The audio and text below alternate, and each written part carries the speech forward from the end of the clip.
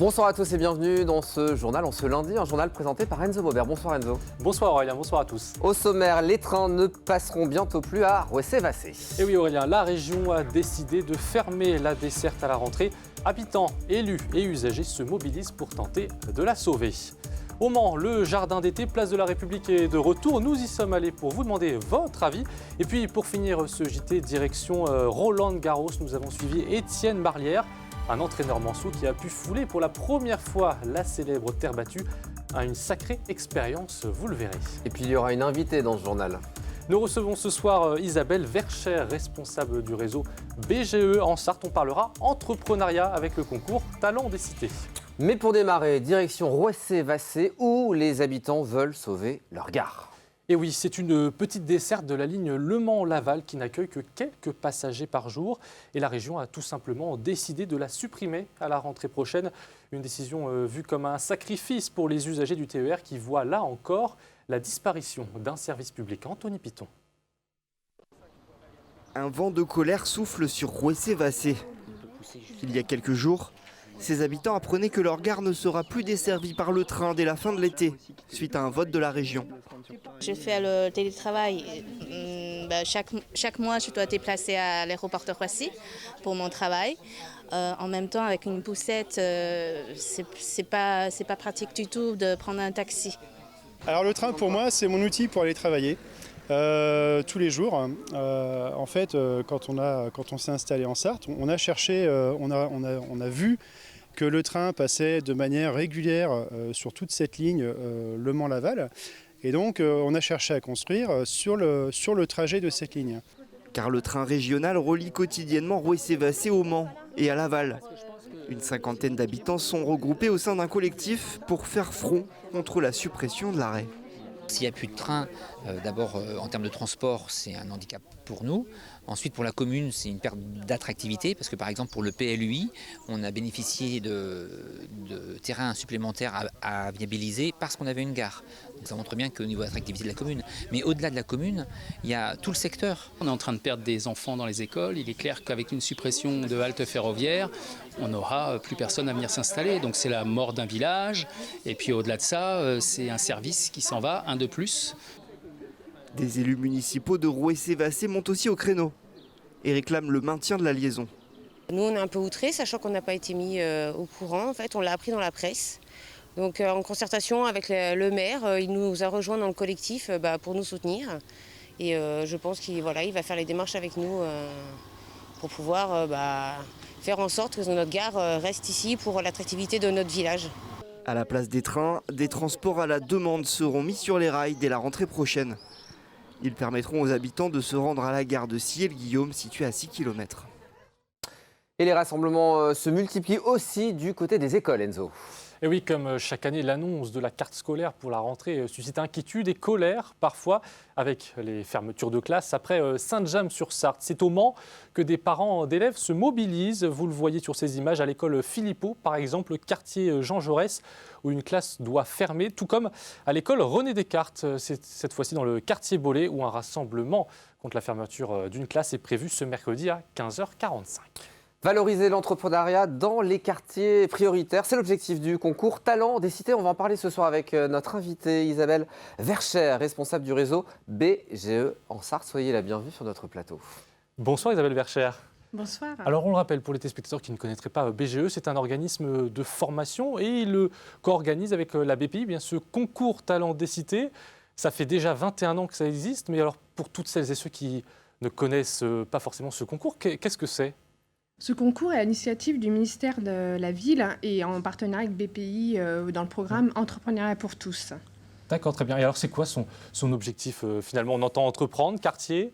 Son objectif, c'est de valoriser l'entrepreneuriat dans les quartiers, de mettre en avant toutes les bonnes idées, aussi bien en émergence qu'en création, pour un concours. Donc ça veut dire quoi? C'est aussi donner envie aux jeunes de se lancer? Il n'y a pas de profil idéal pour pouvoir entreprendre. Et donc justement, c'est aussi d'aller chercher ces bonnes idées dans les quartiers, de les mettre en avant lors de ce concours Talent. Et on change par la même occasion l'image peut-être parfois qui peut coller à ces quartiers, dire que finalement il y a aussi des bonnes idées partout, qu'on peut entreprendre. C'est ça aussi le message de ce concours Talent des Cités? Tout à fait. C'est vraiment de mettre en avant toutes ces bonnes idées et les projets qui peuvent émerger et de pouvoir communiquer sur ces projets-là. Alors concrètement, si on parle modalité pratique, à qui ça s'adresse ce concours? Qui peut y participer? Alors, toute personne qui a envie de créer une entreprise, qui a juste une idée et qui est accompagnée par la structure de la création d'entreprise, mais aussi ceux qui sont installés depuis moins de 3 ans. Voilà, donc il y a la catégorie émergence et création. Et donc, il n'y a pas de barrière en termes de domaine d'activité. Finalement, je voyais dans les précédents palmarès, ceux qui ont gagné, il y a eu des entreprises qui créent des terrains de foot connectés. Ça peut vraiment être très général en termes de domaine de création. Très général, ça peut être des activités commerciales, artisanales et professions libérales. Alors, gagner ce concours, qu'est-ce que ça permet finalement aux futurs lauréats? Qu'est-ce que ça leur apporte? Ça leur permet de mettre en lumière, de structurer leur projet ou leur idée, de le confronter à des professionnels. Donc ça, c'est important d'aller voir un regard extérieur. Et comment c'est... qui juge en quelque sorte et de quelle manière? Parce que c'est un concours quand même. Alors, on va regarder la posture entrepreneuriale, mais aussi on va regarder toute la construction du projet. Et ce seront des personnes du réseau de la création d'entreprise qui pourront évaluer leur niveau. Oui, c'est ce que j'allais dire, ce sont des personnes du milieu quand même, de l'entrepreneuriat, des entreprises. Mais aussi du côté quartier, c'est-à-dire que toutes les personnes qui sont auprès de nous pour faire mettre en avant et en lumière l'entrepreneuriat seront aussi présents dans ces membres de jury. Alors il y a déjà des candidatures pour la région, dont 2 pour la Sarthe, je crois, pour cette année. Exactement. Vous êtes à la recherche, bien évidemment, on passe ce message ce soir, de nouveaux candidats Qu'est-ce qu'il y a à la clé? On a bien sûr la couverture médiatique, une plus grande visibilité, mais il y a aussi des prix, financiers. Tout à fait, des prix donc à hauteur de 1 000 € pour la catégorie émergence, donc pour l'idée, et pour ceux qui sont installés, un prix à 2 000 €. Donc c'est un concours régional. Et donc, alors, pour ceux qui veulent s'inscrire, comment on fait? Comment on fait? Talentdescités.com, vous remplissez un dossier et vous mettez toutes vos chances. Une vidéo est la bienvenue pour pouvoir justement de pitcher 30 secondes et vendre votre projet. Eh bien, très bien. On note, c'est jusqu'au 16 juillet pour s'inscrire. Vous l'avez dit, c'est sur le site internet talentdescités.com. Il y a toute une procédure très simple à suivre. On clique sur candidater et puis c'est fait. Merci beaucoup Isabelle Verchères. Merci à vous. On va parler de l'Europa Jazz, Enzo, et c'est définitivement fini. Et oui, l'association qui gérait le festival créé en 1980 a été placée en liquidation judiciaire en novembre dernier. On apprenait la dissolution de cette association. Le fondateur Armand Maignan pointait une baisse des financements de la ville. Les salariés, eux, dénonçaient plutôt des problèmes de management interne. Quoi qu'il en soit, l'enveloppe de 80 000 € qui était prévue par la municipalité est reversée à la scène de musique actuelle Superformat. Pas sûr qu'un festival renaisse dans les prochains mois, voire prochaines années, mais Superformat proposera bien des concerts de jazz. Et puis un dernier hommage pour notre cher Jean-Yves Poignant. Et oui, défenseur du patois sartois, membre de l'association ELA, habitué aussi de LMTV. Jean-Yves nous a quittés le 22 juin dernier à 73 ans. Ses obsèques auront lieu le mardi 28 juin à 16h au crématorium des Hunaudières. C'est à rue Audin. Et puis au Mans, c'est l'heure d'aller bronzer au jardin d'été qui est installé. Et oui, Aurélien, j'espère vous y voir bientôt. Évidemment. Avec la chaleur des derniers jours, son retour est bienvenu, évidemment. Mais alors, qu'en pensent les Manceaux et les Mancelles? La verdure est-elle vraiment au rendez-vous? Nous leur avons tendu le micro. Depuis quelques jours, voilà que flotte un air de prairie, place de la République. Le jardin d'été est de retour, de quoi séduire les curieux de passage. Je sors du tram et franchement, c'est pour ça que j'ai pris une photo. C'est vraiment bien, c'est génial. Bon, je viens d'arriver, il y a une dizaine de minutes, donc je suis en train de le visiter. Mais bon, c'est bien, ça me plaît. Je pense que ça apporte un peu de verdure au centre-ville, du coup c'est bien. Et ça apporte un peu de fraîcheur, etc. Donc c'est pas mal. Un peu de fraîcheur qu'on vient chercher volontiers, mais cette année, difficile de trouver un peu d'ombre, du moins pour l'instant.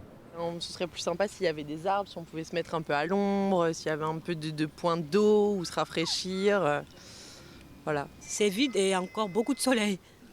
Donc si ça reste comme ça et avec plus de verdure, ça serait top.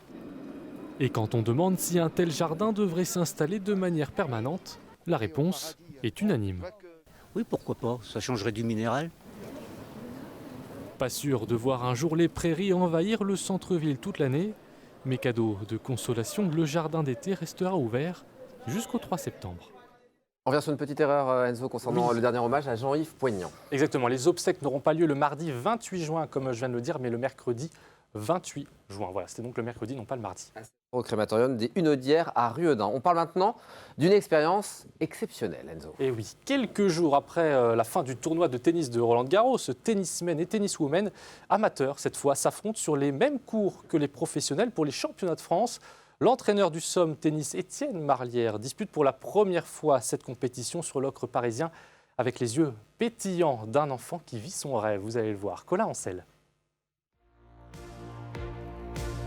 Roland-Garros, un stade rempli d'histoire, une terre battue mythique, le Graal des joueurs de tennis français.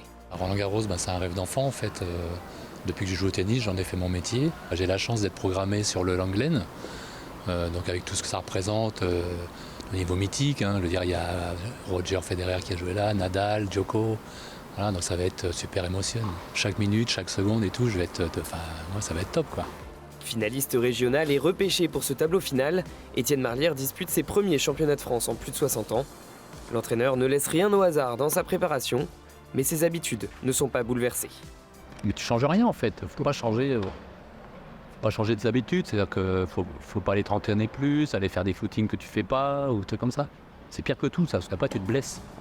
Et cette compétition, il ne voulait pas la manquer. Tellement enjoué qu'il souhaite partager le moment avec ses proches.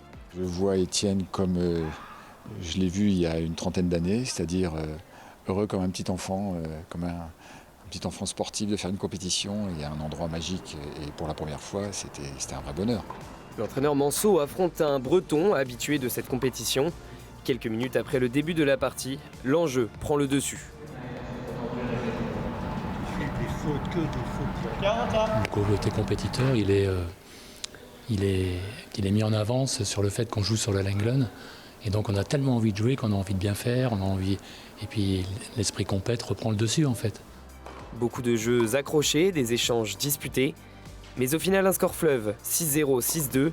Le Manceau s'incline, mais il peut compter sur le soutien de ceux qui sont venus l'encourager. Forcément, ça m'a fait plaisir. Je sais que c'est un rêve d'enfant pour lui. L'important, c'est de participer. Et puis le cadre, le cours Suzanne Langlaine, voilà, c'est pas grave. On est content quand même. Une première expérience écourtée que le Sartois aura à cœur de renouveler. Et c'est la fin de ce journal. Merci beaucoup, Enzo. Une page de pub, la météo. Et on va courir en cette période estivale avec Jean-Claude Raison. Restez avec nous. À tout de suite.